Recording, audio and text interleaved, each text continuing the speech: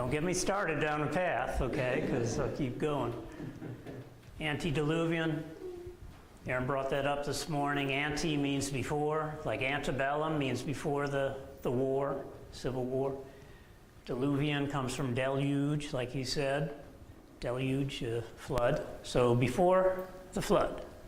I could have said that here, but as I've been reading and all this stuff, it just kept coming up and coming up. So I figured we'll throw it out there, so if you do any reading about this topic, you'll see antediluvian. That's all it means, is pre-flood. Oops. And I'm going to need the remote. Forget about that. Thanks. All right.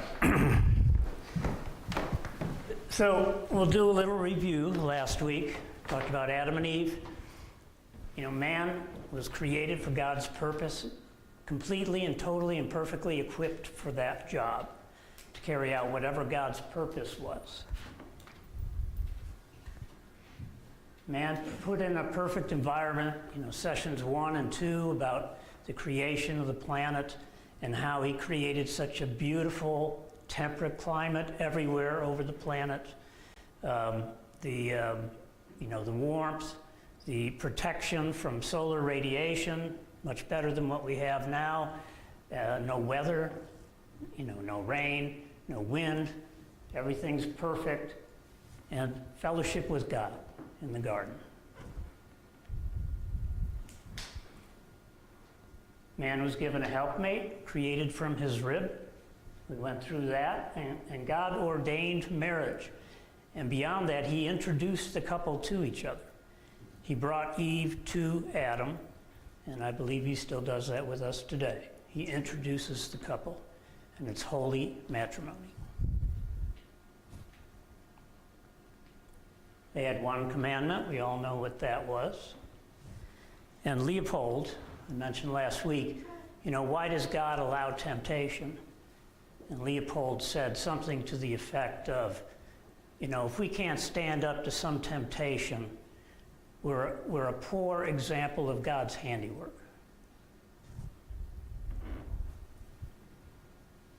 The first sin happened in heaven. Satan did it. We think it was almost immediate due to his pride, jealousy of God.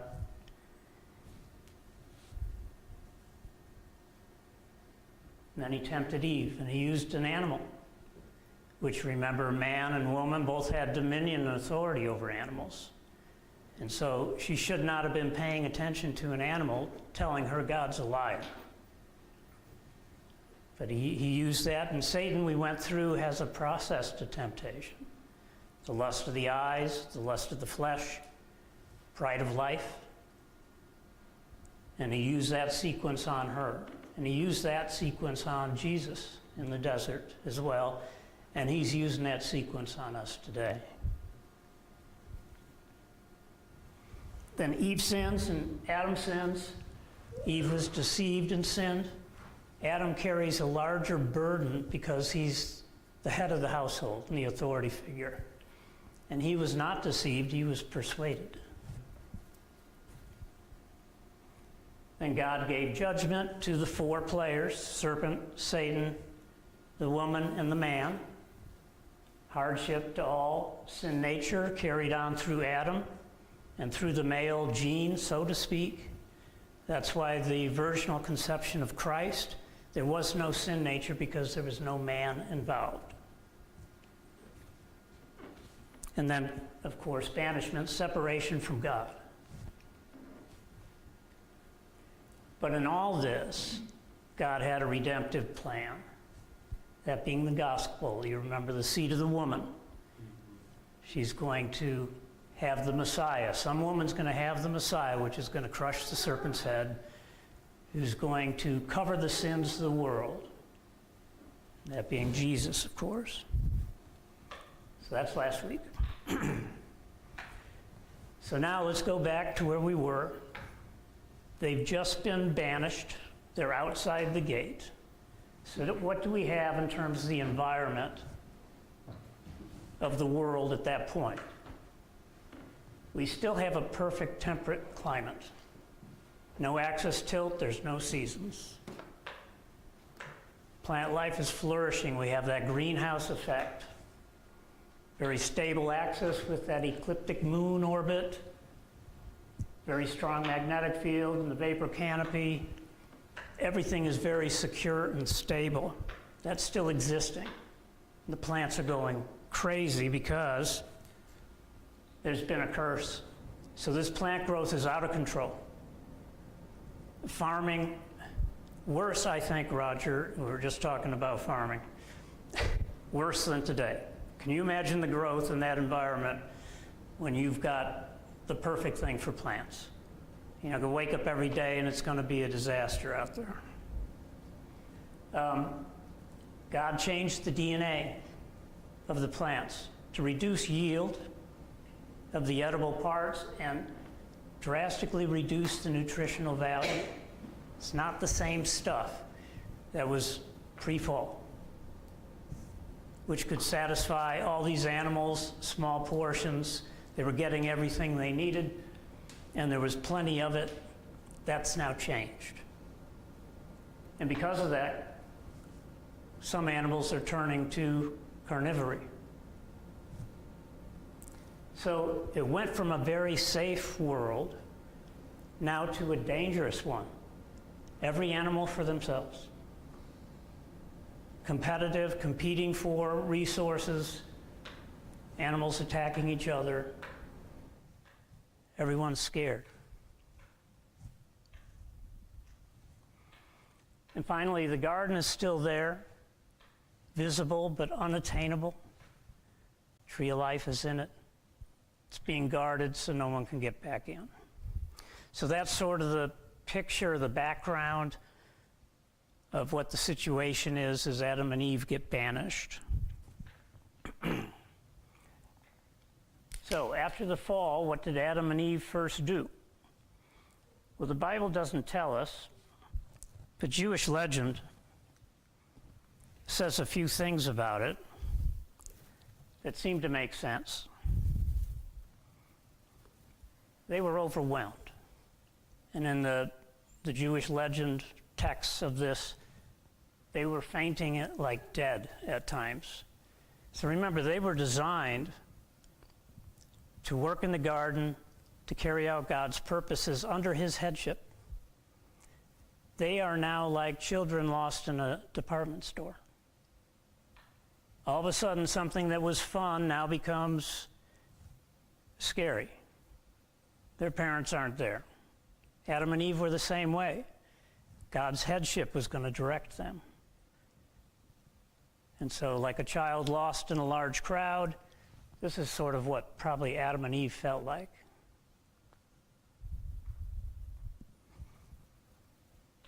They begged and pleaded with God to forgive them, to take them back into the garden, of course. And Jewish legend says God continued to look out and provide for them, though, as he does us now. And then Satan's at work, trying to further separate them. And remember, he has a focus on the woman. The seed of the woman is going to bring his destruction. Okay. So instead of going verse by verse, because we have a lot of verses in these sections, and a lot of you know these stories, I'm going to do the highlights, and then I've got some key points that were new to me that I think give a more accurate picture of what was happening at this time. So chapter 4,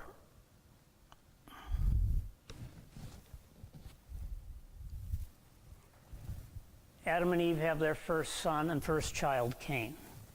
We don't know exactly when he was born, but most scholars think it was almost immediate. The conception was almost immediate after banishment, so Cain was probably born 1 year or 2 years in after banishment. Cain's name means acquired. We'll talk more about these names in a little bit. He ended up following in his father's footsteps of being a farmer. And then we know he was up to some mischief. We'll go through in some detail here in a moment. They had their second son, Abel, Jewish legend says 7 years later.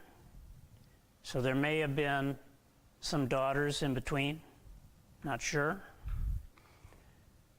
Abel's name means vanity. It's a very strange name to give a son. Eve was naming the children. She named both of these. We'll go into that in a second. Abel became a shepherd. You all know the story. They made offerings to God. There's so much more to this than just that simple statement. So we'll be going through that. And you know Abel's offering is accepted and Cain's isn't. We don't know exactly how it was accepted and how it wasn't, but there's some theories there. And then Cain burns with anger and kills his brother, the first murder. God, amongst some other sentencing, banishes Cain from the area, away from the family. And then 130 years later, they have their third named son. There could have been other sons, but in the Bible, this is the third son who's mentioned. So that's what I mean by named here. His name is Seth. That means acquired. And he carries on the Messianic line, the line of the Messiah. I thought this was interesting to hit on. Now, they bring up, we're in chapter 4, but often in the Bible, you know, something's brought up and then it's elaborated on later, as the case is here. So in verse 5:3, it says, "And Adam lived 130 years and begat a son in his own likeness, after his image, and called his name Seth." So where have we seen these words, in his likeness and in his image, before? Well, that's how Adam was created, in God's likeness and God's image. And it's not implying that here. It's implying Adam's now a sinner, and he's begetting a sinner. Not that Seth was the only one, all the children.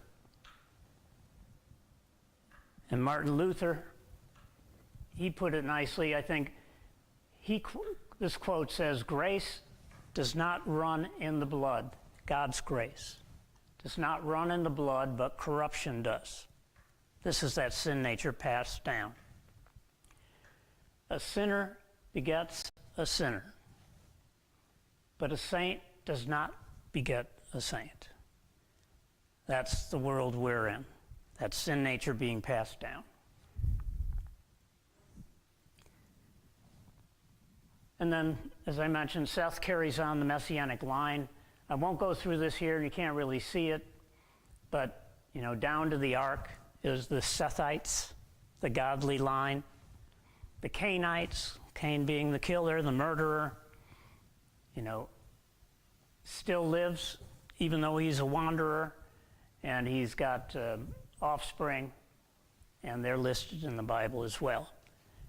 As you know, we're coming up to a flood, and this because there's so much evil in the world. Well, that's coming from the Cainites. And it gets darker and darker as the generations get farther from Cain.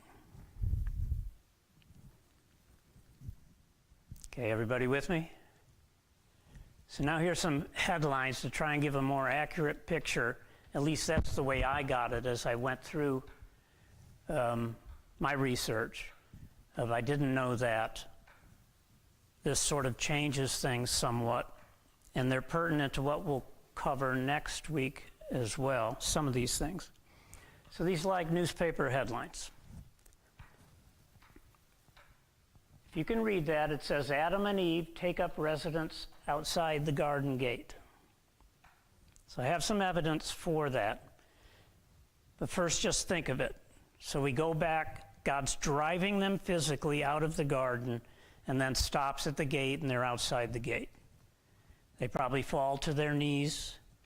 Now, God could have removed the whole garden, removed the tree, but rather he left that there, sort of a monument to what once was, or monument to man's sin. And instead of putting an impenetrable wall, which he could have, he put the cherubim and he put himself, his manifest physical glory, called the Shekinah glory, there in the form of a flaming sword that went back and forth. So God's manifest presence is at the gate. So if this was us, would we keep going? We'd probably want to be right near that. We want to be as close to God as we possibly can, even though we've just been banished from full fellowship with him. Here's God right here. We're not going to venture too far from that. There's a key hint here. It says, after killing his brother Abel, so this is Cain, and being banished, Genesis 4:16 says, Cain went out from the presence of the Lord. They lived near the presence of the Lord. 24/7 is the Shekinah glory. They lived there in the shadow of it, outside the gate. That's where they made their home. And so Cain went out from that because he was banished away from God's presence, where he had been living with his parents. Along with the rest of the family, they're at the gate. Okay?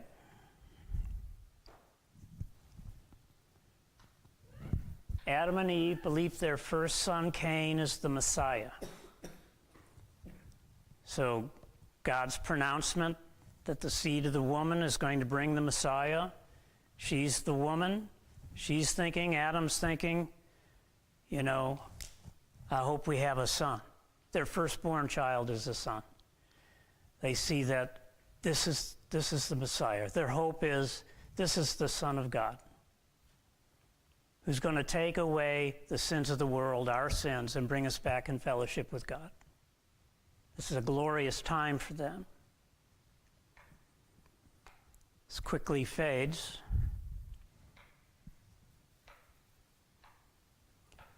Here's what leads all the scholars to think this. So in Genesis 4:1, and I'll get back to why this fades, it reads, I have gotten a man from the Lord. But the rabbinical Hebrew translators could not believe what the text actually reads, and this is not in dispute. The Hebrew reads, I have gotten a man, Yahweh. I've gotten a man, and it's the Son of God. And they couldn't believe that, obviously. And many, including Martin Luther, she surely believed that she had given birth to him in this statement. When it comes to the other children being born, it's that same pattern, but it's not a man. I have a son, Seth. I've been given a son, Abel, with that colon. Is that the right term, colon, hon? I think so. So this, compared to those others, it's like she thinks she's given birth to the seed that's going to crush Satan's head.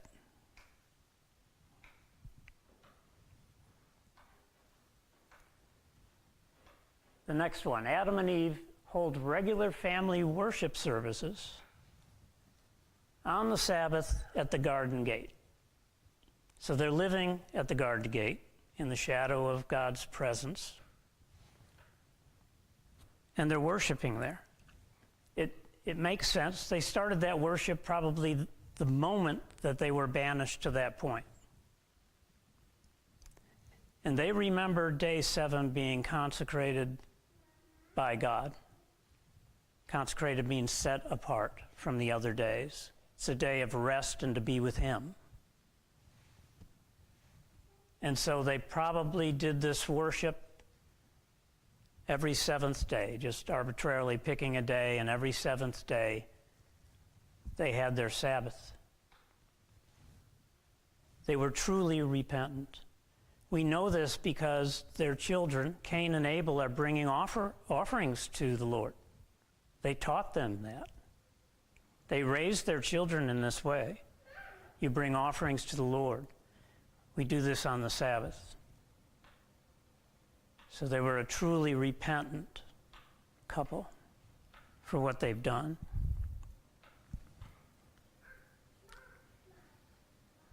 And this here gives some evidence to the repetitiveness of this worship. So verse 4:3, and in the process of time it came to pass that Cain brought of the fruit of the ground an offering unto the Lord. This, in the process of time, in Hebrew is migat yamim, which literally means at the specific appointed time. It implies a regular cadence to an event.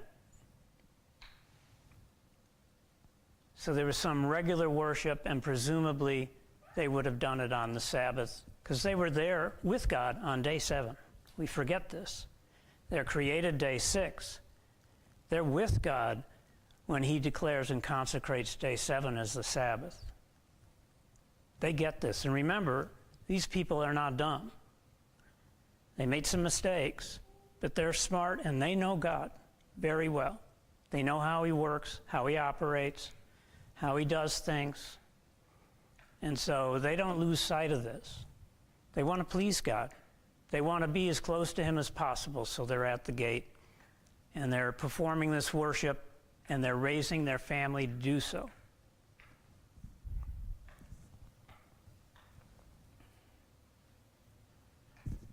Matthew Henry's commentary, he says, quote, at some set time, Cain and Abel and all the other children brought to Adam as the priest of the family, each of them an offering to the Lord. So this is how Adam and Eve are raising their children. He's the head of the family. He's doing this role appropriately now. He messed up in the garden with the fall in this regard in terms of his headship, but it looks like he's really turned it around. And so set up a family structure where the children are bringing offerings to him, and then they go and they do their Sabbath worship with that.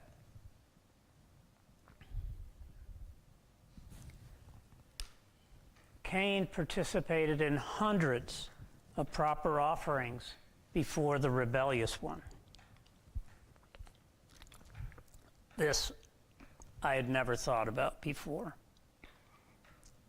When a casual read, my first read of this whole story, it's their 2 young kids, this is their first offering, and the one messes up, he's got a heart that's not right. There's so much more to it. Like we learn as we get into Adam and his sinning and Eve, you shouldn't have been listening to the animal. You know, God is showing us there is so much justice in his justice. It's not easily, he doesn't put out punishment easily. They all had no choice. Cain had no choice. So Adam and Eve, before Cain was born, were doing offerings and worshiping. If they had been doing it wrong, they would have learned early. And we'll talk about what's a proper sacrifice in a minute. They would have known it before Cain was born. And then as Cain's a little boy and he's growing up, he's participating in this worship and these offerings. They've got it right by then. Now, the murder of Abel was just before the birth of Seth, the third named son. That was 130 years later, 129, 128, because Cain was 1 or 2. 128 years later, Seth gets born. That murder was just before Seth because the Bible tells us Seth was a replacement for Abel. And so this offering and the subsequent murder, which was shortly thereafter, we presume, not years later, shortly thereafter, was just before the birth of Seth. Cain was 129, 128 when this offering was made. He had been part of worship services that were done right with the proper offering forever, and he just rebelled. I'm tired of doing that. It's expensive. I'm just going to do this. I don't care. If his father Adam knew about it, he probably strongly rebuked him and, no, you're not doing this. Maybe he didn't know. But Cain had no excuse. This was full-out frontal rebellion against God.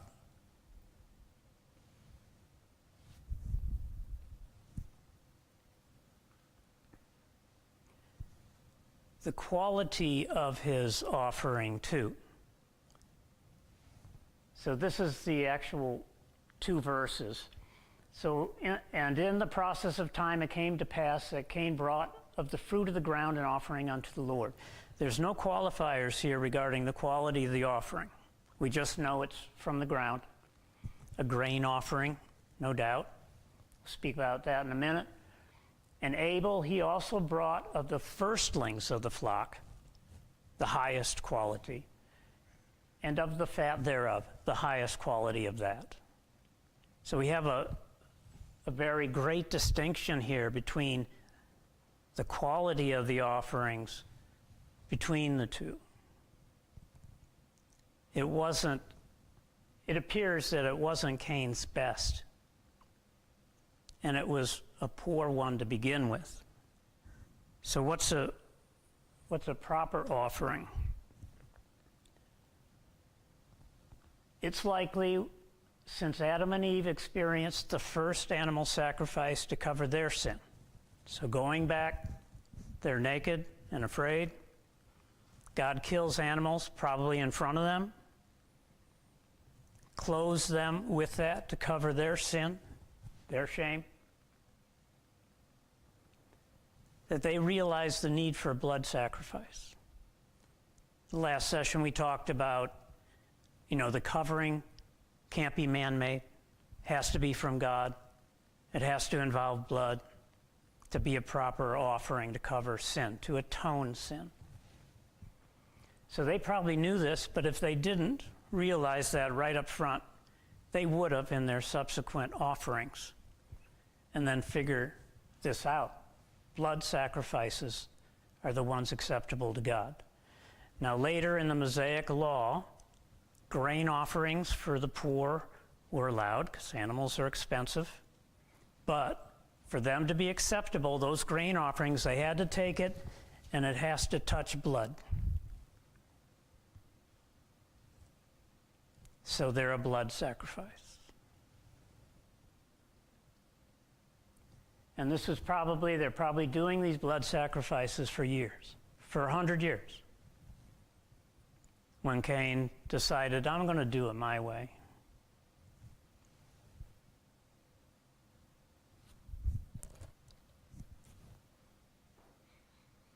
Next headline. Cain defies God. When he's asked, where's your brother, he gives the first outright lie in the Bible. Now, Satan was twisting truth. Adam twisted truth when he said, I was naked and afraid, when he had some fig leaves on. It's sort of twisting the truth here. This is the first deliberate out-and-out lie in the Bible. I don't know. Am I my brother's keeper? He says. That's unlike his father, who, albeit with some blame shifting and self-justification, he finally admits guilt and accepts his punishment. But Cain does not. He never admits his guilt and defies God. He's cursed on a curse. He's a farmer. The ground is double cursed now. There's no farming in his future whatsoever. Where they could eke out an existence before, him and his fathers, the first 2 farmers, no more for him. And banished. So he's basically a scavenger now to survive. He has to go out there. He's away from where the family is. He can't farm. I mean, what do you do? It's like these poor bears out here. You know, if you weigh 400 pounds, you're pretty hungry. You know, what do they find to eat in a day? Some grubs, maybe nothing. So he's been banished. He's also afraid of reprisal. At the worship service where he gave the poor offering, there was probably more people than we have here on a Sunday morning. There was probably 50, 60, 70 people. The year is 129 since creation. He's got lots of brothers and sisters. Some of them are married, some of them have children, and even their children, some of them have grandchildren of Adam and Eve. So when his offering was not accepted, it wasn't just him and Abel there. There was a crowd at the worship service. Embarrassed, very embarrassed by this event. He burns with anger, kills his brother. But it's his rebellious act that started all this. So he also was afraid of reprisal. There's plenty of people, they all know about this. Biggest news on the planet, that he killed his brother. And he's off now. There could be people that want to harm him. And he declared that to God, say, someone's going to kill me. And you may know the mark of Cain.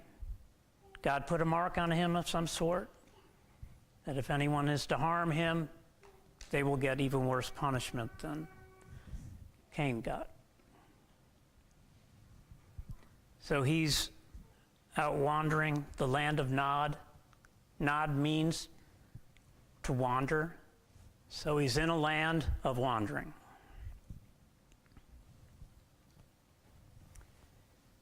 His descendants, and you saw that lineage there in that crummy picture I had earlier, you know, goes on, but they sink into deeper and deeper moral depravity and darkness and evil all the time.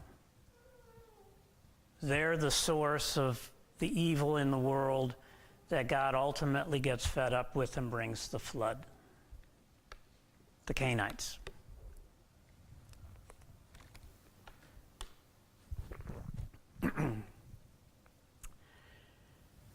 That's chapter 4. So chapter 5 is the genealogy of the Messianic line.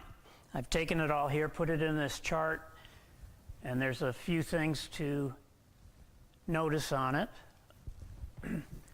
You probably can't read it, but it goes from Adam down to Noah, or Seth, rather. Here's Noah right there, this one. First, there's no gaps. Some people claim there's gaps and there's millions of years and all these things. No, God's given us all the birth dates, all the way to Christ. We can figure out everything. The only error becomes in when they say Seth was born 130 years, Adam was 130. We don't know, was Adam just turned 130? Or is he about to turn 131? So you got a little error in there. You start adding that up across generations. You could be off a few years, but not many. God's provided us the timeline. We know the flood was in the year 1656, based on what the Bible says. So 1656 years from the end of the creation week. You also notice the length of the lives here. I mean, it's like 900s.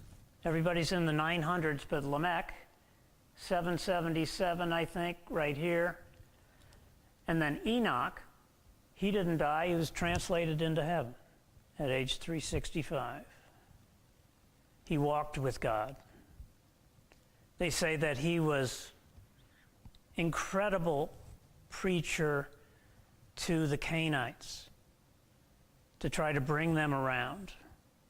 But all these men in this messianic line are godly men. This is the godly line that ultimately brings the seed of the woman, Jesus, into the world. A couple other things. So you'll notice all the patriarchs, here's Noah. All the patriarchs before him they all have passed before the flood. Methuselah, who lived the longest of everyone, I forget what it was, but it's close to 1,000 years. His name means when he dies, it shall come. So 1,000 years before the flood, his name was that. When he dies, it shall come. God was waiting on Methuselah to pass, to do the flood. Finally, in the year 1656, I shouldn't say finally, but ultimately, Methuselah passes in the year 1656, and it's a few months later, here's the flood. Noah had already been preparing the ark, and we're going to talk about that in a moment. They were ready. So God was waiting for that, and that fits with his prophetic name. Prophecy with all the meanings of these names. And I'll leave you in suspense. You can look at it when you get the handout later. But that's part of it. Methuselah, when he dies, it shall come. You see, Noah and Shem lived for hundreds of years after the flood. They could tell everyone after them about the pre-flood world, because this flood, as you're going to see next week, changes everything. We know there's an axis tilt change in the earth coming. So we have seasons. Gives you some of the indication of the magnitude. The people after the flood, and I've got that here. Same chart, I just went ahead and added more. This is not in the chapter that we're in, chapter 5, but just for perspective, I added through Isaac and Jacob. And you can see the lengths of the lives here and everything. How they change after the flood, how the flood changes everything, including longevity. But they lived a long time into it, and they could pass down this information. Look, Noah lived the same time as Abraham for well over 50 years. Abraham living at the same time as Noah. They are for sure handing all this knowledge down to the pre-flood world. This Jewish tradition, this knowledge, they're pretty good at keeping records, is probably pretty accurate. It's not the Bible, it's man-made, they have errors, and deliberate ones perhaps. But all this could be handed down because Noah, his wife, and his sons and their daughters spanned both worlds. They could speak to what it was like before, that perfect creation of God. Remember, it's still perfect now. It's overgrown and all of that, but it's still so different than what we are used to now. We're going to go over that in detail next week. This drop-off in longevity, there's two reasons. One, with the flood, that vapor canopy that's giving this greenhouse effect for these plants, and it's warm at the North Pole, South Pole too, it's been dramatically reduced. There's a lot more solar radiation coming through, what we're used to now in terms of that. Before, it was blocking a whole lot. But the big player is genetics. 90% of this longevity change is due to genetics. There's plenty of research on that. The reason is, so in every generation now, we have genetic mutations. More and more and more, they're getting passed on. When they really get passed on is when there's inbreeding within the same gene pool, and we have that with Noah's children. Noah's grandchildren are marrying each other. And by the time of Noah, we've got genetic mutations, and they're getting passed on with certainty when both parents have the same genetic mutation. Certain. It gets passed on, passed on, passed on. When it's not, and just one has it, it may be passed on, it may not, if the other person doesn't have it. But when they both have it, now it's built in and gets passed on to generations. Okay, so 90% of the longevity decrease is due to this genetic mutation stuff. In comparison to evolution, and the science does not support this at all, it supports degradation. We started perfect, and now we're getting more mutations and worse. The evolutionist thinks we started here, oh, and it's getting better. Everything's getting better. No, the science doesn't show that. We started off here, and now we're here, and if the Lord tarries, 20, 30 generations from now, they're going to be this much worse off. It would be a lot worse right now in terms of longevity if it wasn't for the healthcare breakthroughs and these sorts of things, which sort of bumped it up, but we're not getting better. It's getting worse. Okay. Chapter 6, the most controversial in the Bible. Here's the headlines. This is a good headline here. Sons of God marry daughters of men and bear giants.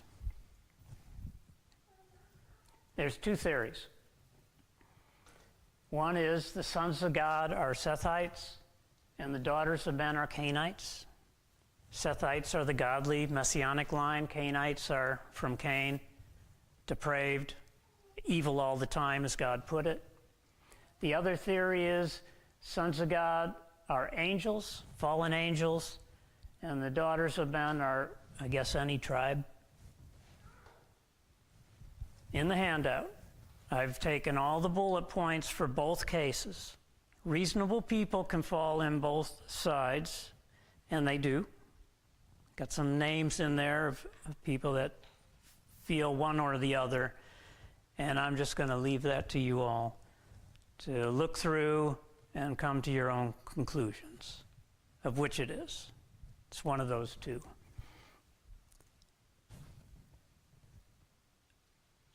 By the way, all sides agree these giants, Nephilim, talk about that right now, were bad news. Super bad news. And that was the evil all the time, is these Nephilim, these giants. So in the Hebrew, that word, translated giants in the King James, is Nephilim, and they were super bad in terms of corruption, evil, and that's what brought on the flood. So it doesn't matter who their parents are. Everybody agrees they're bad news. So when you get into this stuff and you start to get into these translations, you can see the trouble they had. This is the first translation of the Hebrew Bible into Greek, very old, called the Septuagint. You may see it, the Roman numeral Septuagint, I think, is XXII. Might be wrong there, but it means 70. There were 70 scholars way, way, way back. They took 1 month to translate the Hebrew Bible into Greek. They hit the word Nephilim. They have no idea what in the world that means. But they may have followed Josephus' statement, which I'll read in a moment. Now, I think we've talked about him before. Aaron might have mentioned him. Josephus was a historian in the first century AD, known to be accurate. He was Jewish, but he worked for the Romans. He had access to all the libraries, and he created many documents regarding history, and like I said, most people think, historians and scholars, that if Josephus said it, you got to pay some attention to it. So these 70 interpreters, when they hit Nephilim, they went to Josephus, because Nephilim's not used anywhere else in the Bible. Josephus said regarding them, these men, the Nephilim, did what resembled the acts of those whom the Grecians called giants.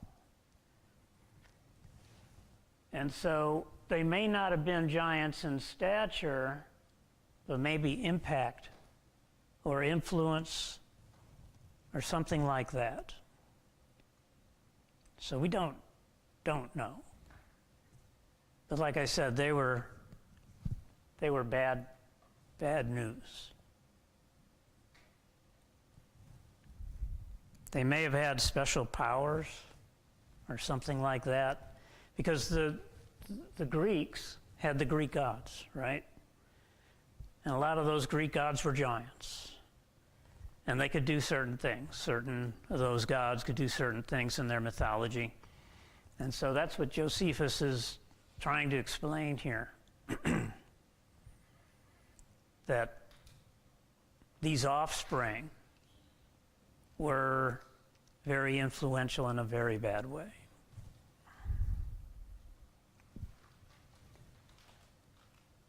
God gives mankind 120 more years to live. So, verse 6:3 says, his days, meaning man, shall be 120 years. So if you're like me, always thought, well, he's putting a sentence on the length of our lives. No one lives past 120. But no, even with the flood, they're living 400 or 500 years later. Noah, for instance, Shem, and others are well over 120. This is a grace period. God's saying this 120 years before the flood is to begin, and he says, mankind, I'm giving you a grace period of 120 years, and that's the end of your days. Canaanites, everyone.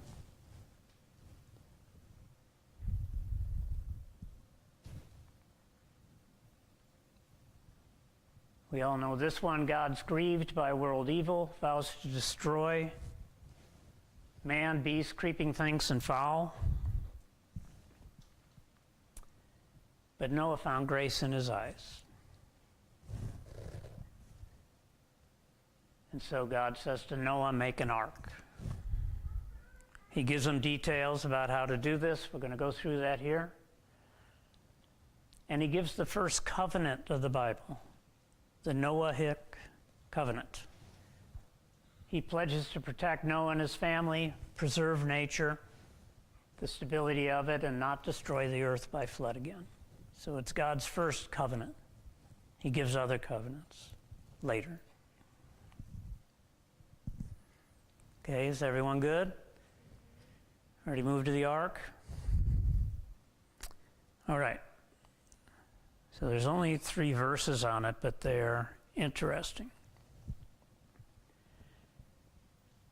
Verse 6:14, God says, make thee an ark of gopher wood. Like Nephilim, when they hit gopher, and it's not used anywhere else in the Bible, it's the translators are, we don't know what to do. So they created a word, gopher, and in the English language, and put gopher in there. So like I said, it's only used once in Scripture. So gopher wood. Now, many think that it's teak. If you're familiar with teak, it's an incredible wood. It gets harder with age. They have found teak in ancient Babylonian sites where they've dug it up and it's still intact, mechanically sound. Some deck furniture is made of teak. It's expensive. They used to use it on boats. I had boats when I was in my 20s in California that I lived on, little ones. And it was teak used because it's perfect for boats.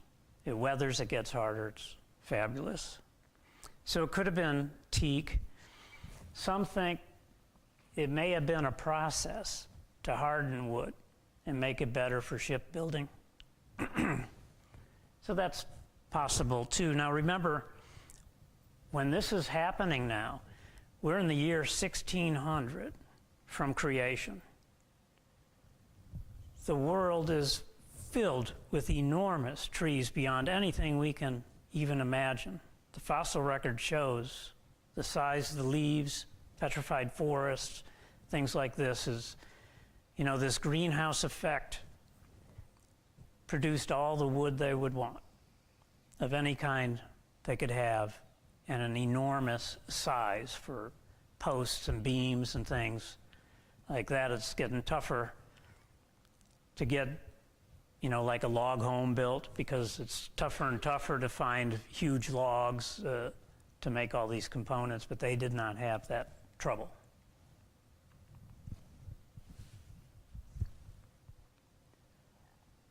Now, there's been studies, they've taken teak and other woods and put them in salt water for well over a year, no protection, to see if there's damage to the mechanical properties of the woods and things like this, and no, this stuff holds up. And this was done without any protective covering on the wood, varnish or paint or anything like that, just straight wood, does fine. And God continues, and shalt pitch it within and without with pitch. So within and without simply means inside and outside with pitch. But research has shown, well, you didn't even need any protective, water covering on it. Should be fine without it. And this Hebrew word, not that this is important, but it's not the word for pitch, it's actually the word for covering. So this is basically saying cover inside and out with a covering of some sort. But, it was probably resin, pine resin and charcoal. They didn't have petroleum, we don't think, products at that time. That was going to be made with the flood, by the way. Coal, petroleum, go over that in a couple weeks. Oleo resin, which is what's used for naval pitch, or was up till recently, is extracted from pine too. But the Bible says, why did he specify this? You don't need it. Studies show there's no waterproofing needed. If you know about wooden boats, when you first put them in the water, they leak, but then the wood expands and they don't. It's like our deck planks. After a day like this, the cracks between them are going to be very narrow, or maybe the boards are touching. But if we got a week or 2 weeks of dry weather, the gap's real big.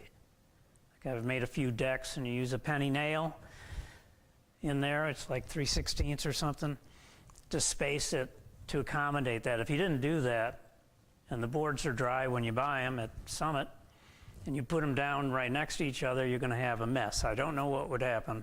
Maybe you do, Roger, I don't know. But they're going to just bow up, and you'll have a mess. So, even if the construction is imperfect, thin little seams are going to fill with the expansion of the wood. But what they've found, and this makes the Bible, once again, prophetic in terms of science, that when you put a resinous surface inside and outside on a wall, the impact resistance is dramatically improved. And this ark is going to have to withstand some incredible impacts. So these enormous trees that I spoke of, they end up in the water. 400 feet long, 10 feet in diameter, tons and tons being thrown around by violent waves, hitting the side of this vessel. It's got to withstand impact from that sort of stuff. You can imagine this planet's covered with trees. They're wiped out by a flood, they float, and they're getting thrown around. It's an incredible log jam of enormous tree trunks in this water. It's not water, it's really sludge, mud, yuck, junk in it, floating debris of all sorts. More on that next week. So God gives us another clue of calling for something that didn't make sense. He's 1,450 years ahead of us in terms of this impact resistance knowledge. Something as simple as putting a resinous surface causing such a dramatic increase in impact resistance. God continues, and this is the fashion which thou shalt make it of, the length of the ark shall be 300 cubits, the breadth of it 50 cubits, and the height of it 30 cubits. Between my hands is a cubit, about 18 inches. So this means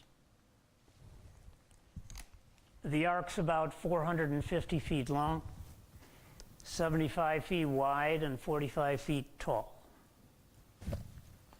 Now, I hope I don't mess the mic up, but I measured this room on the outside the other day and subtracted for the wall thicknesses, and this room is 34 feet across. If we think of that as the hull, and we're inside the ark,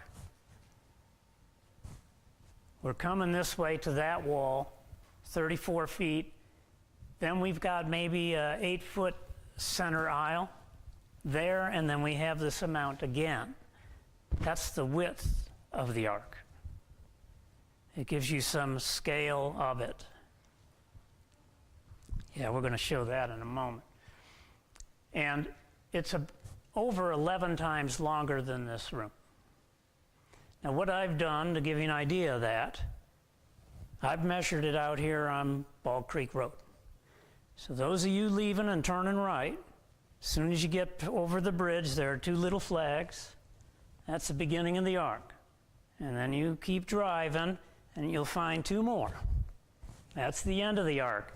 I thought, well, I could put it in the schoolyard, and I measured on Yancey County GIS. No, won't fit. So, okay, we'll put it out here on the road. And Randy was kind enough to allow us to put the flags in his property. And we'll leave them up for a while, so those who turn left, you can, when you come back down, you'll see those, they'll be up. And it's a lot different driving than if you walk it. I'm not recommending you get out and walk it, but it's a long ways. This is a big vessel. Now, to show you the proportions of this, my great assistance here has a scale model of the ark. So if you want to just hand that around, pass it row to row. So this is scale model 1,000th scale, and you'll see the right proportions of the true ark between the width, the height, and the length.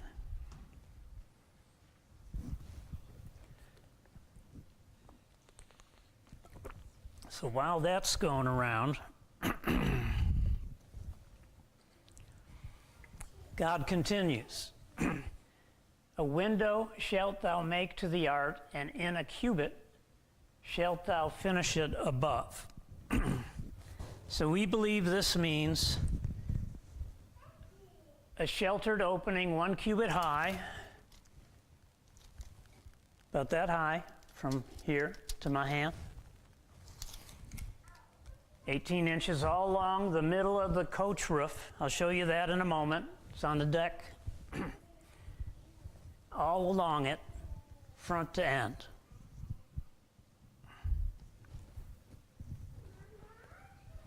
So you can barely see it here, but right here, there's like a coach roof. And there's windows all the way along that. This would be for ventilation. But this fella here, Woodmarap, he's the world's scholar on the ark. Technical data that he's put out on all sorts of things. I'm going to start quoting him here. And this ventilation, he says, is not so much to get rid of the smell. You've got so many animals in this enclosed space breathing. Remember, this is very temperate. It's very warm during the flood. You know, we're still got this greenhouse until it starts to get hammered halfway through the flood. So it's warm. And you've got all these animals in there breathing. You need to ventilate and make it cooler in there. So you've got these things all along here. You can see here's an open one right there where there's another one there. They would have shutters so they could close them when it was necessary to do so, and they can open as many as possible when they could to try to get the heat out and get fresh air and these sorts of things.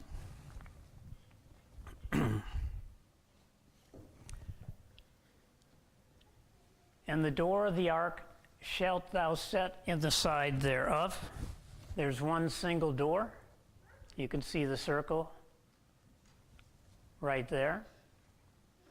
By the way, 56,000 tons of cargo can be put in this ark, and it'll be floating at 25 feet depth. So I'll calculate it out, which would be above the door. We'll go into God sealed it. He sealed it good. Nothing coming through.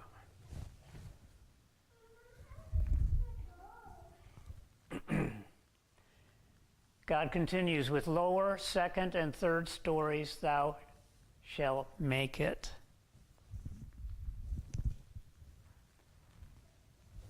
Three decks, and then a fourth one on the top outside. So from the slide earlier is 45 feet height. This ceiling, I didn't measure it, but I know that's 6'6". And if we put Jamie standing on that, he'd be up here. We're close to 15 feet.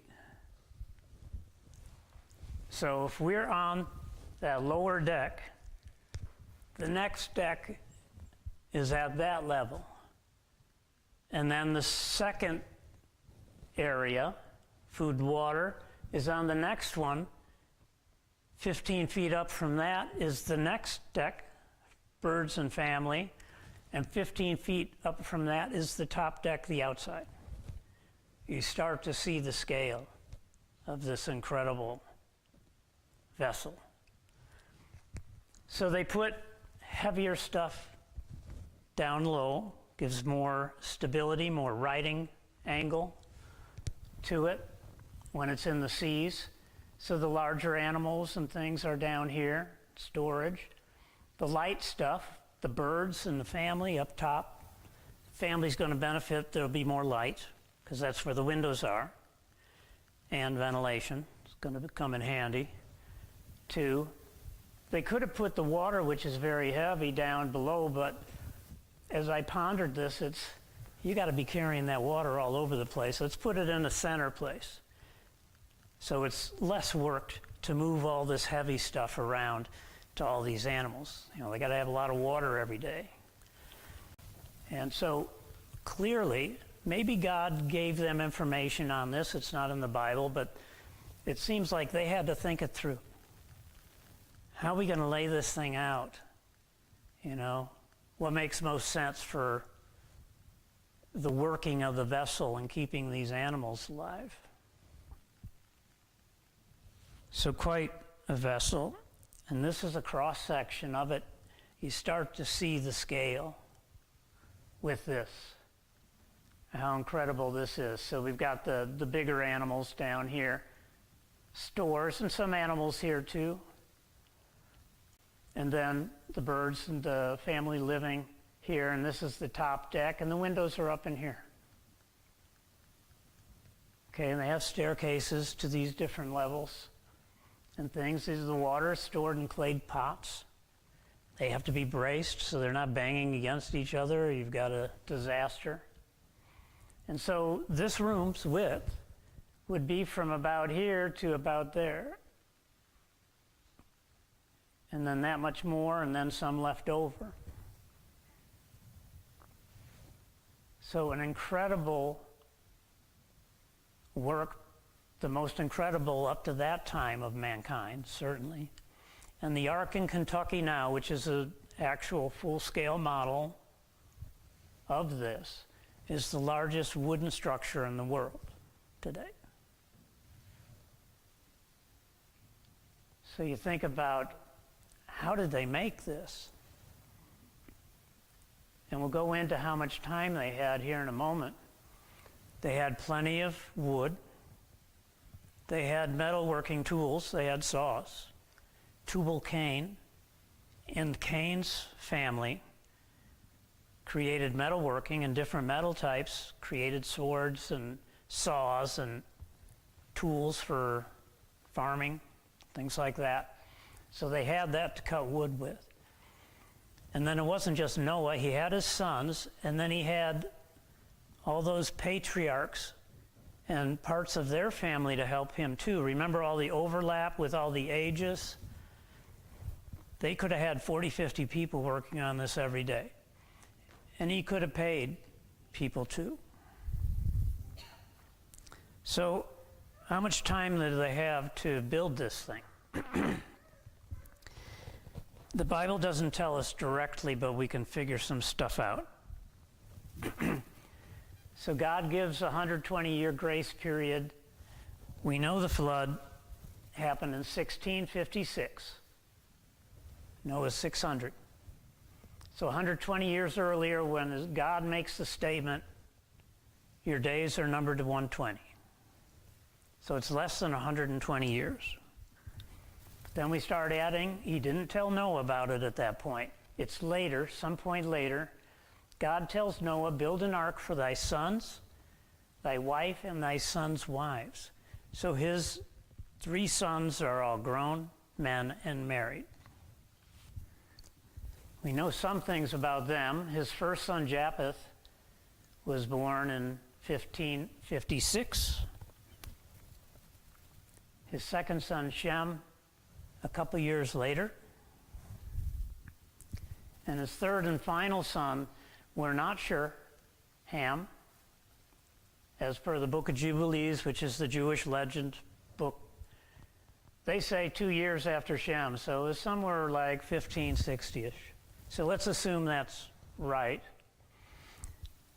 Then how many years for him and his older brothers to be old enough to get married? If one says 20 years, okay, but that's pretty much today's standard. It could have been 60 years. There's plenty of evidence that everything seems to be happening slower in this pre-flood world. Maturity, much slower, longer lives. You know, there's a lot of evidence where the first son is at age 65 of the parents. So it could have been 60 till they were all married. So 20 to 60 gives this sort of span of years. 35 to 75 years is a pretty reasonable estimate how much time they had to build this. They had decades to put this incredible vessel together and then equip it. You know, when you're planning a trip on a boat and you know it's going to be a long, long time, there's plenty of work of sourcing what you need to store water, all those clay pots, to store other things, you know, tools to move things around, material handling stuff. All the things that you're going to need takes a while to do that. So this is the amount of time they had. All right, is this seaworthy? It's basically a barge, and today's barge has the same profile. They found these proportions, this cross section, is perfect for a barge. Naval architects confirmed that it would have optimal stability. And they concluded it would be almost impossible to tip over even if tilted 60 degrees. My second major was naval architecture, and we had a towing tank at the University of Michigan, and we played around with things like, not the Ark, but things like this, and writing moments and all these sorts of things, and this huge tank 3 times the size of this building, and having vessels move through it and then hammering them with waves and things like this to see the stability. What God provided was perfect.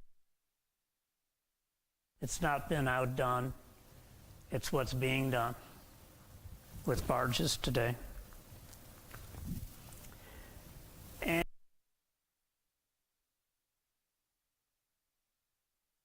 the Arks is thicker. It could have navigated sea conditions with waves higher than 100 feet safely without being broken apart. In these hurricanes, you learn about ships just simply being broken apart. a big vessel and waves are between it and there's no support in the middle, and that keeps happening, and this flexing and flexing, and just break these things to pieces. Now that 100 feet, as we get into it next week, is fairly minor, I think. So God's hand had to be on this vessel to get it through some of the tough times that it was going to encounter. This is not, the flood is not the rains coming down and it's rising like this creek might. Let's think more of tsunami. What about capacity? 450 semi-trailers. So I figured, okay, if we brought 450 semi-trailers without the cabs and parked them here in B-Log, well, it'd be both lanes, a mile that way, and all this area here, parking lots and the schoolyard all filled up too.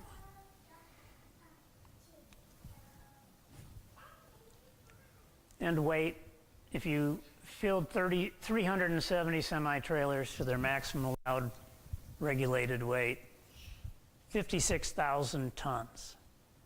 That's 112 million pounds is the carrying capacity of the ark. So it could contain 100,000 sheep-sized animals. This is all poor research from Wood Marap, and that's meeting animal regulation, welfare regulations, which I'm told are very strict back there in Noah's time.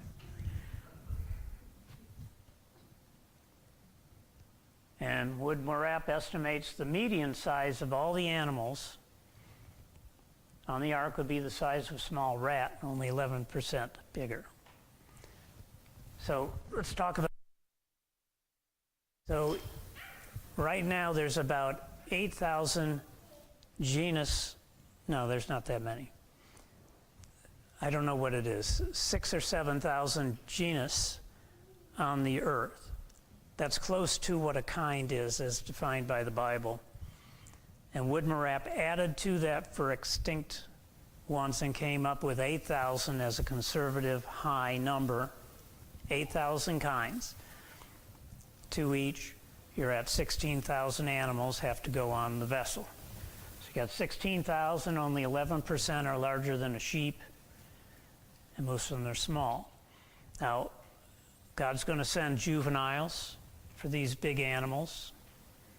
And when it comes to dinosaur kinds, and they're on the vessel, they're small because the biggest egg we've ever found is about this size of a dinosaur. So even though it grows enormously, they are small when they're young. They've also found, interestingly, around age 2, dinosaurs have a incredible growth spurt. And so God probably brought 1-year-olds to the vessel, so very young before that growth spurt would impact things. Food and water needs, he estimates about 15% of total volume would be needed for that. 9% by water, but they probably had a water catchment system on deck to catch fresh water from rain. So they may not have needed that much. All right. So now chapter 7, it's about entering the ark. And the Lord said unto Noah, Come thou and all thy house into the ark, for thee I have seen righteous before me in this generation. So think of this, after decades of work and preparation, the ark's finally complete, it's loaded, it's ready, and now it's time for boarding, and God is sending them in. And this has to be incredibly reassuring to Noah, because remember, he was a preacher. He was preaching to the Canaanites, the unrighteous, his whole life, not getting anywhere. Then he's following God totally, as far as we know, and building a vessel which had to bring incredible ridicule to him and all his family, and probably grief from some members of his family who are embarrassed by this. And so now God's taken the reins, taken the helm, no pun intended, and says it's time. Get on board. He continues, of every clean beast thou shalt take to thee by sevens, the male and his female, and of beasts that are not clean by two, the male and his female, of fowls also of the air by sevens, the male and the female, to keep seed alive upon the face of the earth.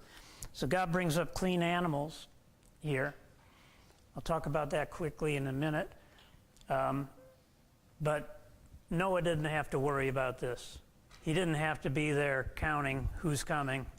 God's sending who he wants in the quantities he wants. And if they're coming up the gangplank, they're let in. They're not saying, hey, wait a minute, we already got 2 of these. Now we got 5 more. So they're all let in. That's what that says. So the distinction between clean and unclean.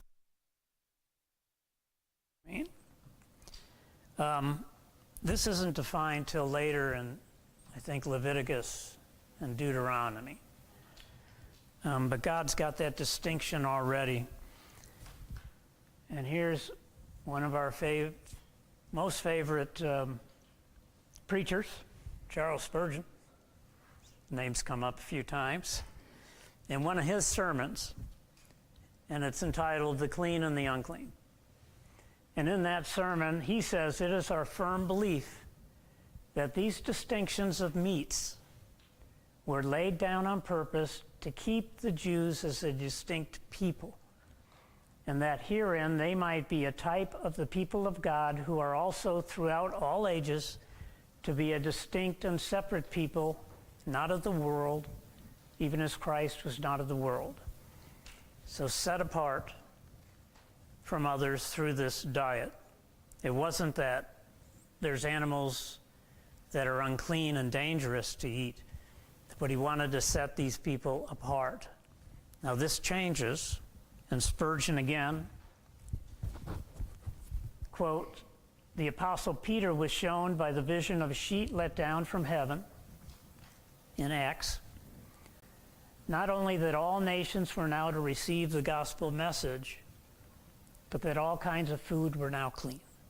So once we reach this point, and all are to receive the gospel, there's no longer that distinction between the Jewish tribe, so to speak, and others, that now there's no need for a distinction in this restriction that made them set apart and feel different from the world. Does that make sense?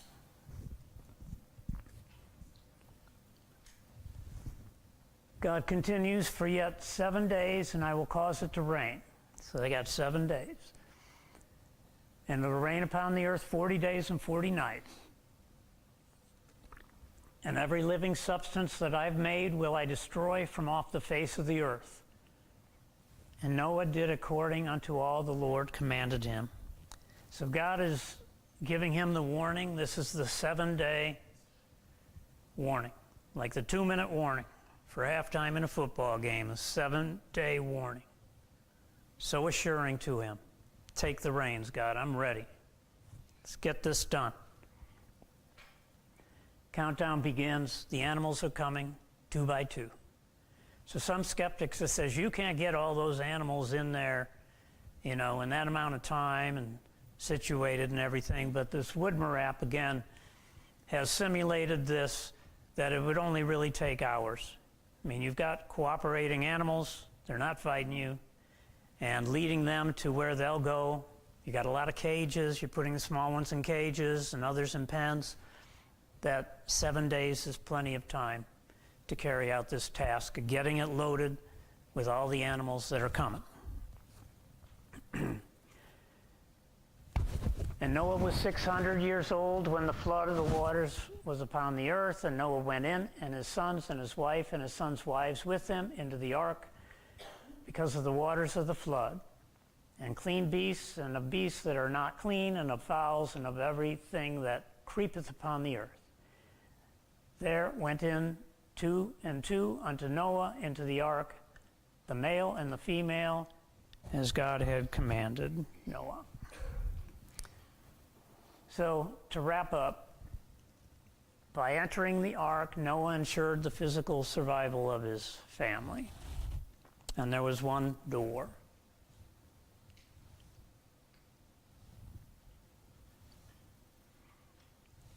And as we all know here, likewise, there's one door to Christ, a narrow path, like the narrow gangplank up to that door there. The ark's a type of Christ, saving. So we enter by faith in Jesus' sacrificial death and resurrection. And as per Genesis 7:16, and I remember you, Max, you reminded me of this when I came across this. Max said this. The Lord shut him in. He sealed that door. Just like God sealed the door on our salvation through Christ. Once and for all. So that's everything. So just quickly review here the antediluvian world. Temperate still, but difficult, now a dangerous place. Adam and Eve raised their family at the gate in the shadow of God's holy presence. They're truly repentant, raising their family to be God honoring. They're holding weekly worship at the gate. Cain defies God, commits murder, is banished. His ancestors, the Cainites, bring great evil into the world, which ultimately leads to the flood. The third son carries on the messianic line. God's grieved by all the world evil.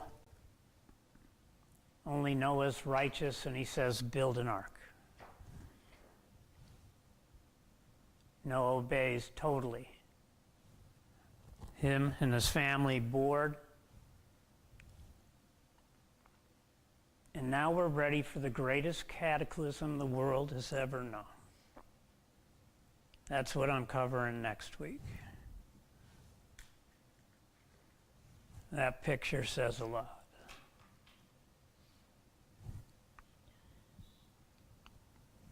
So that is everything. We've got an interesting handout, the hidden prophecy of the names of the patriarchs, some other stuff in it too, along with the angels of God.